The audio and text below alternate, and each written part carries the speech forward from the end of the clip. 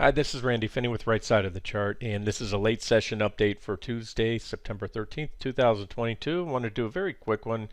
Get it out to you, get it out with my thoughts. I've shared a few charts today.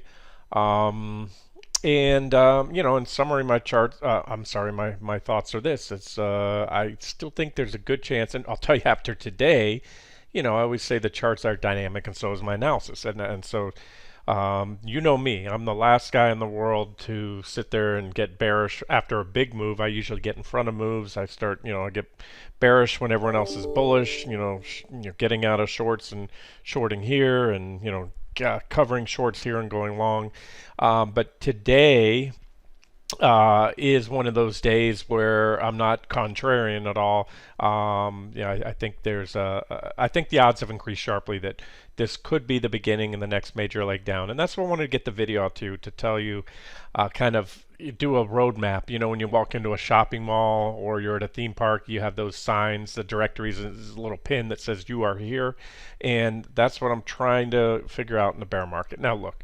One day doesn't make a trend. We've had plenty of big down days. This one's up there with them, but it meshes with everything else I've seen. This is just I should have mentioned this is just an NQ 60-minute chart. There was that rally back to the 12,900-ish resistance, a breakdown of that trend line.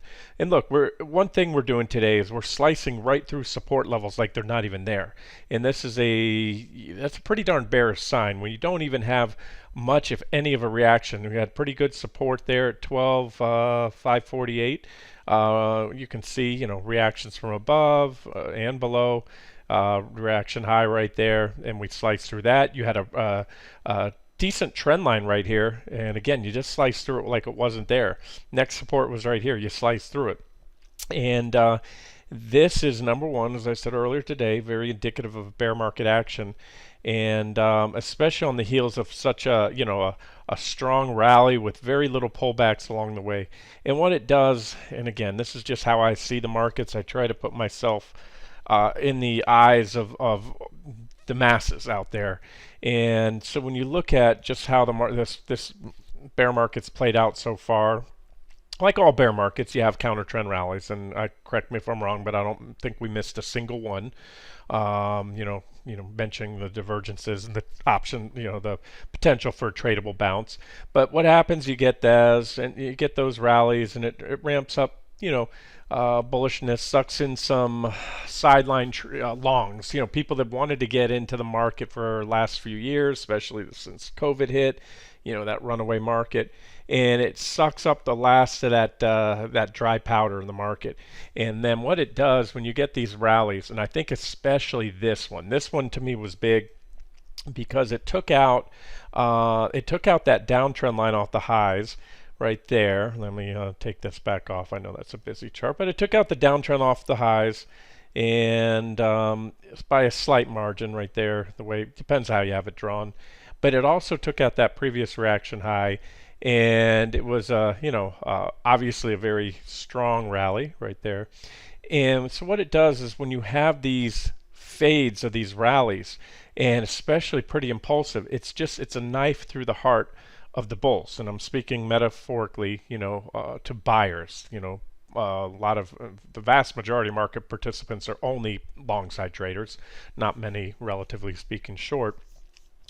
And so it's like sports. If you've ever played a team sport or even a individual sport, football or even tennis, golf, once you get that your spirit broken, if you can break another team's spirit, I've seen many a game where a better team all of a sudden started making a few mistakes and it snowballed, and then the morale was lost, and that team couldn't get out of its own way and lost the game. Same thing with some great individual sport. You know what I'm talking about, especially if you've played sport. It's all mental. And so when you have that, enough of these knives through the heart, you finally get that area where you get a lot of capitulation, and the bulls, the dip buyers just give up. And not only the dip buyers, you also have people that are iron-fisted longs. They've been, we're coming off the strongest, if not the strongest in history, one of the strongest bull markets in history, and I'm going off the 2009 lows.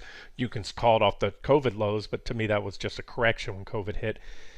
And so you have your iron-fisted longs that will, never sell, but they start to second guess it. Everybody does after a 20, 30% drop. What are we off the highs? I don't even know anymore. We were 33% then, and look, we're getting close to those highs. I'm sorry, close to those lows now. And so the reason I want to do the video, I just want to say, if it happens, it can happen in a very swift fashion. It meaning a move down to that next target there, T4, or give or take about 235 on the QQQ, the Nasdaq 100.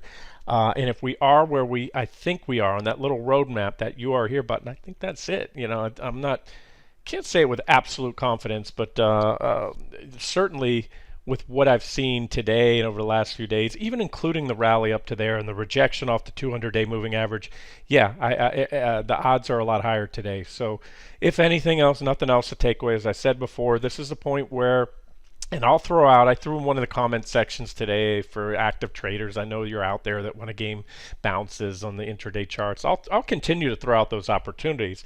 But like I said, you may want to just stick with your short positions if you do agree with me that we might be ready to take that next leg down, because like I said earlier, today's a pretty good day. 5% in the Q's down, a little less than that, and then the S&P 500.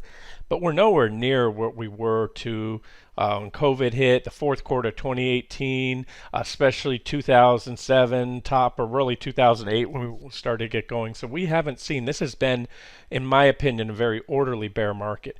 And we haven't seen that surge, that spike to new highs in the VIX. We haven't seen my put-call ratio, which I've just updated the other day, get anywhere close to capitulation levels. So that's it. It may or may not happen. That I can't promise you, but I think the odds are about as good now as I've seen them in a while.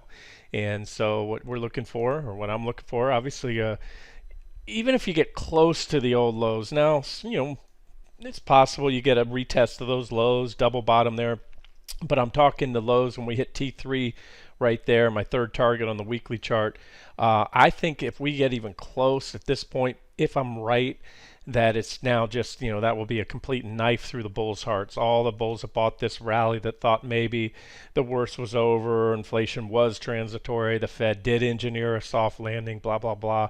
Then they start to abandon that mindset, and then you get that quick down. So, and if it happens, quick is quick. You'll, if I'm right, you'll see it. You'll know it when you see it.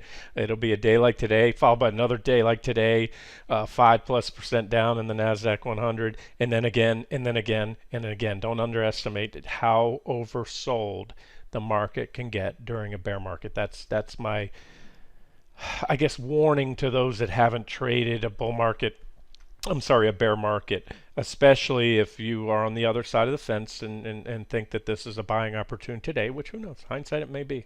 I'll let you know if and when my mind changes, but as of now, there it is. You're below. When you look at the weekly chart, this is the downtrend line off the highs on QQQ. Basically, it was rejection there on a weekly closing basis. We closed on it that week, failed it the next week. Right split the crosshairs between the 200-day simple and exponential moving averages, which were my bounce targets.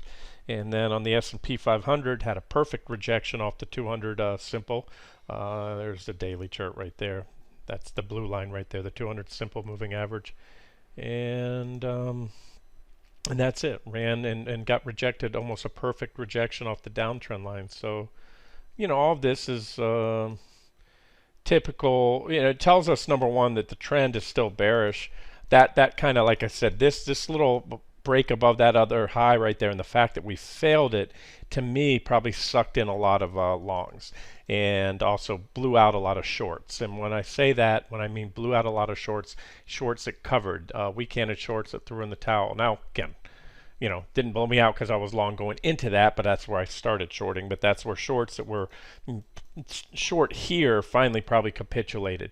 And that's actually bearish when the shorts capitulate, because they are the only guaranteed buyers. And when you blow out a lot of short interest, you have more of a floor in the market, because then you get new short sellers that come in and they start to cover. So you want to be short a market with a very low short interest or a stock. And that's where, at this point, and that's why I think you saw this sudden swoon. Because if you had a very high short interest right here, if the shorts hadn't capitulated, you would have had shorts covering. That's what slows a fall down when there is a lot of short interest, at least at some point. I know sometimes can accelerate if more and more are piling in, but then at some point they start to take profits. But either way, that's it. Just wanted to say that's where we're at, or I think we're at.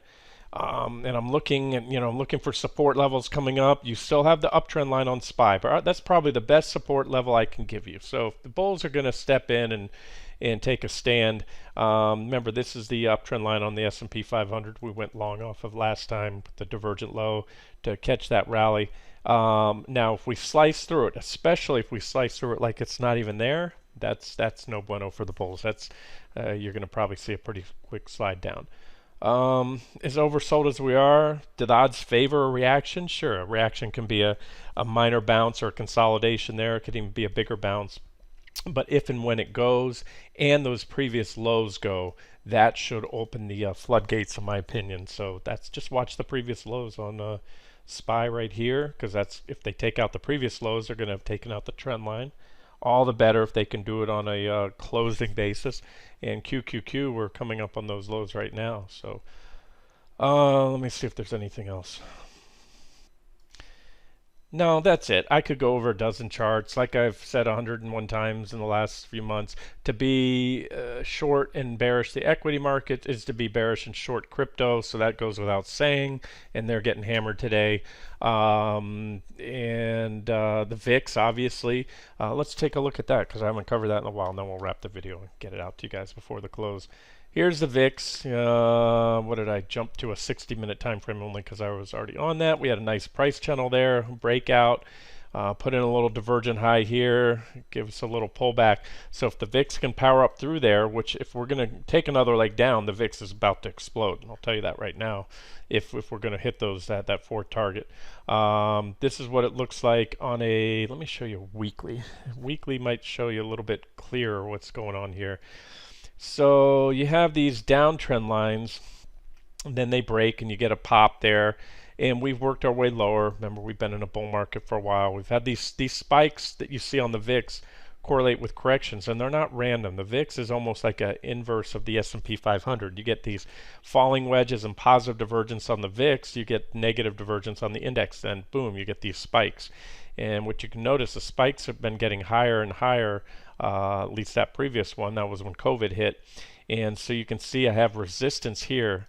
And if we pop that, that's probably where we're going. We're probably going to shoot way up there and at minimum come up here to that 50.37 target and maybe challenge that COVID high just before end of bear markets. Oh yeah, so that shows you right here.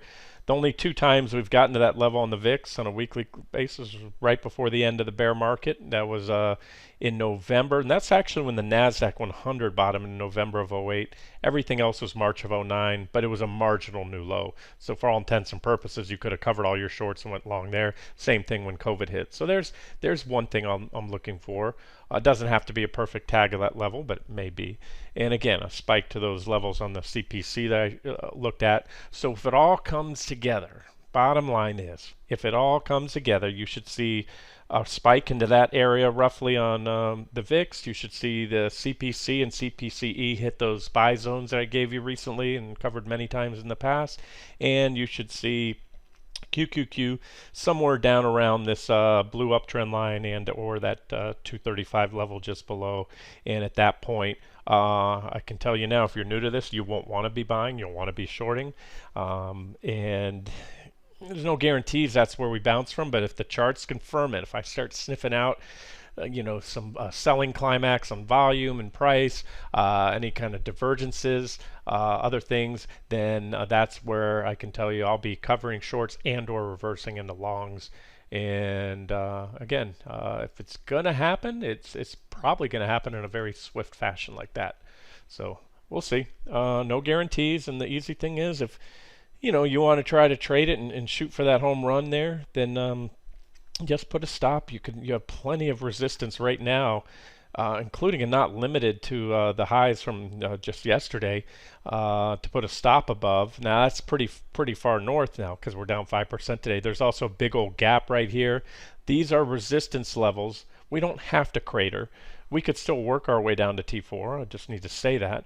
But any bounces back to like to say that gap right there, there's a gap right there, bounces into resistance. That's what we were doing here, is getting out of longs and shorting into resistance because we're in a bear market. It's a very simple MO. Until the evidence, both fundamental and technical, convinced me that the bear market may have run its course, then as on the primary longer term time frames, swing and trend trading, you want to use rallies back to resistance as opportunities to exit any longs that you've taken for a bear market rally and get short again. And so now that's what we're at. All right, let me wrap it up here, get the video out to you guys. This has been Randy Finney with Right Side of the Chart. Have a great day.